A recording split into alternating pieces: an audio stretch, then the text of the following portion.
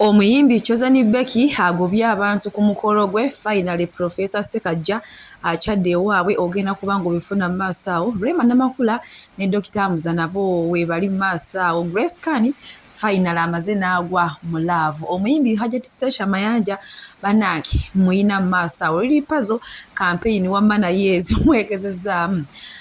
Okumutsa mugamba mutya mwasibye mutya bantu bange kansubire nti muli bulungi ba mikwano ng'enkola yaffe mbasaba video no mujimpe like era nesaba gwe wenna atanaba kusubscribinga wano ku Suvia News Excellent mukwano subscribinga era onyigene mu notification bell mesubwanga byonna byemanteekayo wano ku Suvia News Excellent nyonge okusabirako mmwe n'abaroda yakosefu kisaba isa kya mukama ate ekyo batuukeko ba mikwano Suvi Airport Pickup mukwano tunonera ddala abantu ku kisaawe sawa mmeka tulina badriver abalungi ate nga tulina ne free wifi badde yale ba mikwano mumpagire sigenda kubayisa bubi ate nga bei yanseko obuseko PF Suma Herbal Research Clinic bajanja bisaddagali ya butonde eranga bajanja bendwadde zonna bakubireko Sheikh Ashirafu Dembe musomi wa dduwa akola ku nsonga z'amako yagala kufuna butuuze bweru business nga tezitambula bulungi wama naye mukubireko munange sigenda kubiza era nga nkutandise ne baffe ono Professor Sekajja onakulojo bwatu munange yasazeewo n'asiima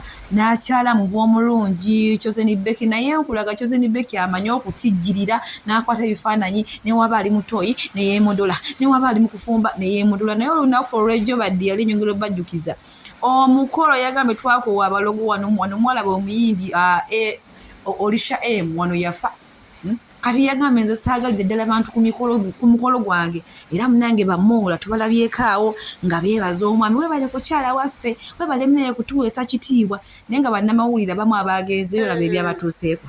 Chosen Becky ngobye ku kukyala kwe ng'aleeta omusajja ewaabwe kayirikiti badde natudde mu katebe ng'asirise bweti we kapa kumbe Chosen ndowooza Lubyanza media obwedda nkwata nedda sikulowooza n'obwedda nkwata bwenteekayo kumbe abaana babusheyalinga Chosen Becky aleese omusajja kati olugiza agambye ngenza okulaba afuluma mu nju omutima nekola twa ngenza okulaba atunula n'ennyindo ye bwati ngenza okulaba agamba gwe so njagala kulaba ku TikTok oyo maama nasanga nga mbadde ntaddeyo nangamba bisangulayo byonna bannaye ababulabyeko mwabulayo tannabulaba ninako entaddeyo ako kati nakakutte nakatuuka kaako nkataddeyo Lubyanza media Chosen Becky kayirikitiwani waffe kuwerokamu omusajja amuleese Professor amuleese bakyadde emmere bagiridde mwebale nnyo abalayikinga Lubyanza media abafollowing ensonga video z'obubbi bwa bodaboda muziraba niyane gyengenda oteekayo ngenda gitanooza ntya etwebalebale mpolampola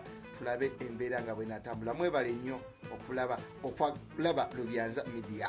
Chosen Becky Kongu omusajja omuleese Masaka etumulabye naffe bannabuddu munnamawulire yagenza asooba munaye nga yeekwesekwese Chosen Becky olwamukubyeko eriiso yamugambye ssebo yangu wambalemu bbiri sikate yeerabye nti namugole munaye n'avaayo era ebintu baabikwese naye nga twebaza mukama omusajja tamulimbye munange kutambula kulaba kudda kunyumya mbadde mpita ayiteyo nga sigwa ku vidiyo ya Gloria Buggy ng'agamba nti ye singa afuna chance etoola ku mubiri gwe ayinza okutoolako akabina kubanga akabina kamumenya kazitowa katuuse n'okumulumisa omugongo mbw ate ng'ekibi ekiriwo mumpi singa abadde muwanvu kaali badde tekamumenya naye mbwe ennaku zino ate kaagezze nnyo kwegamba awulira tabitegeera yadde n'akatono temunyiiga wabula akatambi kayina mu maaso wano munnange eyamuwa ndowooza yeyamma abakola abagenda mu BBL oba abantu baagala bubi nate yayagala katoolako akatambi kaakano banaye vidiyo ngiyina wano si bigambo byange kibadde kyakubaawo ku mubiri gwe wandigenze kutereeza ki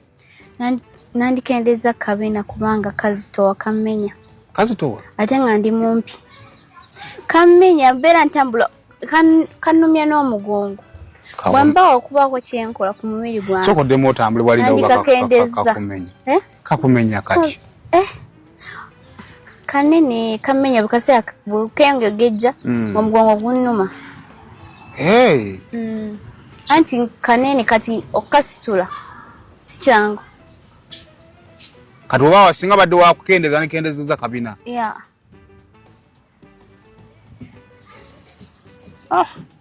taba abalala nafuna akabina goyagala kajjako nakanji akanene nnyo nakwe kati nanti challenge wearing my height bagamba akabina gye gakomogejja bwe kati okamuko bwoti.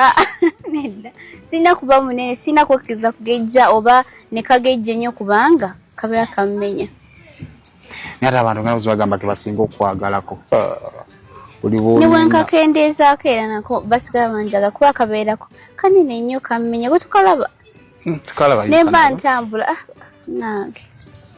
Ne bw'oba otambula owulira otya? Mpulira obulumi wano mu bwongo. Naye abali mu ggwanga muno bategenda mu maaso mu ggwanga muno bannaye.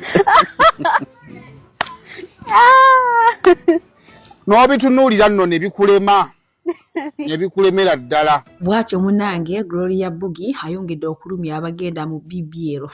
Munange no si byakunyiga kubanga eyamuwa ye yabamma. Kati kamunyiige amabina agamumenya omwana agamumenya mbwatenga mumpi nakati kati gina kuzino gamumenye nnyo yina ne gamulumisa omugongo kugamba ate n'omutwe awulira gumutujja bannange. Naye nga bwetuli ate busanga muna ekyayogera kituufu kuba kati fe abatalina mabina tetumanyi oba byayogera. Suvi Airport Pickup era nga tutambuliza ddala abantu okubajja ku kisaawe n'okubatwala ku kisaawe. Tulina badriver abalungi ate nga tulina ne free wifi. So gwe wenna mukwano gwange okwewala abafere okugwa mu babbi kola kintu kimu kubira Suvi Airport Pickup ate osobola okutambula obulungi era n'ebintu byo osobola okubituusa ewammwe wamma nga tewali kibbiddwako. Tukubireko ku namba z'essimu eziri awo WhatsApp n'okuba direct call tugenda kubanga ate ensonga ezo tuzikolerako ddala. Oba oyagala muzaddewo oba baana bo basengaawo jjajjaawo akusurprising oyagala kusurprisingire ku kisaawe ebyo byonna mukwano wano Suvi Airport Pickup tubikolerako ddala. Mukwano okujjukiza weewala abafere kolagana na Suvi Airport Pickup. Ate nga bbeeyi yanseko buseko kati simanyi gwe wena atannaba ku bookinga Suvi Airport Pickup. Omukama bankubire tutambule bulungi. Bwe tweyongerayo ne Rema Namakula wamu ne bba Dr. Muza olunaku lwaleero bawezezza ate era omwaka omulala gamba bongerako bwongezi kati simanyi abaali bagamba Rema togenda kumalayo yadde omwaka biki bagezezzaako mu kuba amagye amavundu bawaayiriza omusajja mbw abeera n'abakazi abaaleeyo simanya muzi biiki simanyi mu biki naye Rema yagamba ye yajja kufumba alina akavidiyo ke yagamba nti ngenda kukulemerako paka mpozi kuli bakufa kwe kuli twawula naye ng'olunaku lwaleero munaye Rema avuddeyo ne yeebaza Mukama okusinziira ku ebyo byonna byayiseemu era nga celebrity yaabwe tebagijjaguliza eno tebali mu Uganda bali eyo munnange. So bannange omukwano guno omuntu newoogwa mu laavu olunaku lumu ne mwawukana banaye eby'omukwano nga si byangu kakati nno awo we tuli naye nga bwe tweyongerayo ewa Lulipazo bannange zo kampeyini zimwegezezaamu okumutta musajja wattu. Emabega kawo n'abaleetera nga ali mu kuyimba oluyimba lw'enkudi naye ng'abantu bayimbira nga banyiivu byansuso nga tewali n'omu yadde alimu akamunyukamu yadde akuleko kasimayiro kati olunaku lw'ojja abadde yalinnye ku nkandaga bakakase enkudi kyeki olwo n'ekirala asimanya kisododo sima Lulipazo namasaka munawo ogana ovuga speed yalinnye abakakasi naye oza teyavuddeyo n'agwa ate ku nkandago. Musajja wataabonye bunyine campaign kale naye nga wetuli bannange Suvi Airport Pickup mumpagire ba mikwano mumpagire n'abadriver abalungi ate nga tulina ne ka free wifi oba otuuse kiro oba otuuse misana zo saawa zonna woba onkoneddeko mba nsobola okuba nga ate nkutuusa gy'olaga bulungi nnyo tosobola okumpa ne ka interview oba oyagadde kale munnange bwe tweyongerayo ne Hajati Station Mayanja naye munaye campaign zimwegezezaamu okumutta. Ali mulowooza ya performance yagenze ku stage omanyi alina omuzema byayagala nnyo nga waliwo omusajja omuvubuka amukwatira omunyigo wamukwatira ku matako kale kino ekintu kino Honorable Muhammad Nseko yavaayo n'akivumiira nti ekikazi ekikulu kyekoze eby'abaana abato biki naye munnange bambi bye bamugamba yabikwata kati ne wabanga agenze ku stage obuvubuka tebukyamukwatira ng'ebyaluli naye nga ne Reverend Father Musaala naye alina ka message kagamba mmwe mwenna ababeera n'abagaga bawuza mbu omugagga nzaamuyina laba ka message kammwe ate tweyongereyo ba mikwano wamma n'agaleero teri bude kifo ky'okukola ssente mubeerawo omugagga nzaamulina gwani akulina olikola koddi ku ssente naawe ne bagamba nti bakulina Bw'atyo Reverend Father Musaala eyavuddeyo n'ababuuza n'omugagga nzaamu natentera oyo okulaba abantu gondi nzaamuyina eyayita n'okufukamira naye gwali akulina nawe osobola okumpa endowooza yate mu comment section. Munange sigenda kulwisa era bankubuze buteerevu bwezu paka wa Grace Card.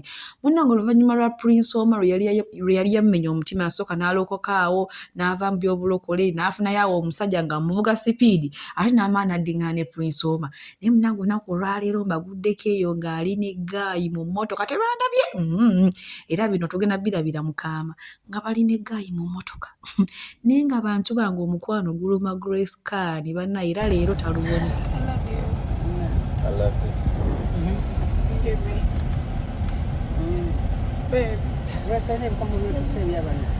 Bw'atyo munnaye Grace Card essaawa zonna yaliva ku luggya ayinza okuba nga yamaze n'asitulinga kuba omusajja Prince Omar amuzza eno n'eri osanga yagambye waayi tekiwoomera matama abiri kangire munnaye neewumbewumbe neefunireyo ate munnaye ono gwe yafunye kivubuka nakyo kito ate kyaka bulungi ne maama omukwano guluma Grace Card yenna ali mu mmotoka aloola buloozi alinga ataatuuke gye balaga.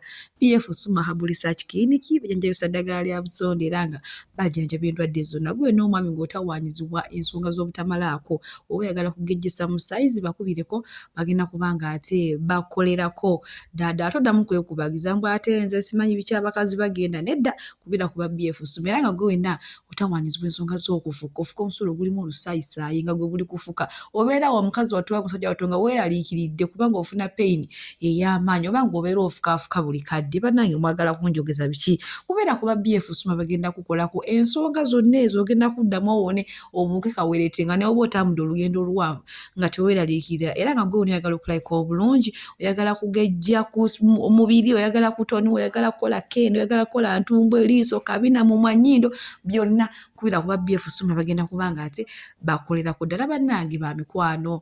Nziramu okubajjukiza nti mumpagire Suvi Airport Pickup ate nga oba oyagala mukoneka interview osobola okutubuulira embeera ye yeebweru biki n'otunyonyolamu ne bannaffe abatannaba kutuusa kugenda n'agendayo ng'ekintu kyayingiramu akimanyi so mumpagireko bannaye ba mikwano. Enamba y'essimu weeri awo nze nkutuusa bulungi oba ssaawa 8 gwa kiro oba mmeka oba za mutuntu nze nkuwonaako obukoonyi mumpagire Suvi Airport Pickup. Munnange nkongeddeyo omukulembeze w'eggwanga His Excellency yavuddeyo n'atutegeeza nti Indian Ocean yaffe naye munnange okuva omusajja we yabyogera abaana baafuuse ekizibu kuno ku app babanja Indian Ocean laba eno nze nkongereyo. Mwasiibye mukyano bannayuganda abampuliriza kambuuza bannakenya tunalaako ginalaako na munnakenya yaako ani eyatutte omwala gwaffe the Indian Ocean. Njagala mbanyonyole bulungi nnyo ebbaluwa y'olunaku lwaleero njagala bannayuganda buli munnayuganda ali wanne n'agirabe oba okitegeera the spiracles yonna njagala mukwateko omusindike obubaka buneeno bugenda kubeera mu nnimi 3 oluzungu oluswayiri n'oluganda tegeera bannakenya balowooza batusobola the pindibos oba okitegeera bannakenya balowooza batusobola naye ntandise bwe nti ginalaako ni Mr. Broad amannya gange bampita munnabulaaya oba okitegeera munnakenya weetu gwe munnakenya ali eyandaba Indian Ocean omwalo ogwo gunasasaliya Uganda mwala yetu okitegeera tugezaako okubagamba ogwo omwala Indian Ocean gwali gwa Uganda kuva dda yes temuwakana tegeera the GB tegeera njagala mukwate ekkubo buli munnakenya ndaba sasa tunatendereza yako Jamila Analia tunapate yanda okitegeera mukwate omwala gwaffe mugutuwe every Kenyan ali eyo ogwo omwala was once for us and forever okitegeera mukwate ekkubo kitegeera mukwate ekkubo mutuwe omwala gwaffe ekintu kye muli mukuzannyirako temukimanyi yenze yabanja mapu ya Buganda sunalewo tunabanja mapu ya Buganda yaako kitegeera sasa ku nsonga zinene ezisinga okubeera ez'ettabbu mu ggwanga nze nvaayo era buli muntu yaŋŋambye munnabulayo otudde Indian Ocean bagitwala kwe kukwata ekkubo nenvaayo n'emitala w'amayanja sunalaala na Uganda sibeera Uganda munnakenya weetu every Kenyan need to know that Anytime from now we can conquer Kenya in 2 hours. Yeah, tunapiga Kenya na kuwamba watu sawa 2. Ubotegera. Abaye. Abafe. Muzei kino kye yagamba protecting the gains nganda banga tusikulire emigge giri international. Omuna Kenya oyo muzibu. Olaba bakubagana bokka Kikuyu na Kikuyu. Kakati muzei wajirana ate uyo muzei yagenda bwalutulekamu. Tubagenda sanda bulaffe. Bono bu video bonna tusobola okubujjajja y'emisinde anti nga batunoonya. Omuna Kenya mumugende. Abalungi abatuuliriza era abatulaba olunaku olwaleero tuchaddeko ewa Sheikh Ashraf Dembe. Sebo sanyusa okubalaba amannya agange Seeka Ashraf Dembe akola ku bizibu by'enjawulo. Omuntu singa aba alina ebirwadde musomereddwa tunywa amazzi ga lukuya nga bw'obadde ogalaba tugenda abantu ku kyoto ne twokya emizimu emibi egibabaamu n'okulomba edduwa. Abantu singa abeera ng'ali wano atuuse sobola okumulombera edduwa ne waba atatuuse nga mpadde amannya ge naye ng'ali wala. Manetaze enamba yange yeno eri 0701763711. Namwe bannyinaffe abali ebweru oyagala okuba nti oyagala okulombera ku dduwa ng'olina ebizibu visa zibuze amaka gakolongotana sente zikola zimpita mu ngalo ojja kumpeereza ekifaananyi kyo n'amanyago ebyo byokka bijja kummala nja kukulombera edduwa ojja kutereera. Olunaku olusembayo mu mwezi mba n'edduwa eyawamu ffenna n'abalwadde bange abakadde n'abapya. Salaamu alaikum warahmatullahi wabarakatuh.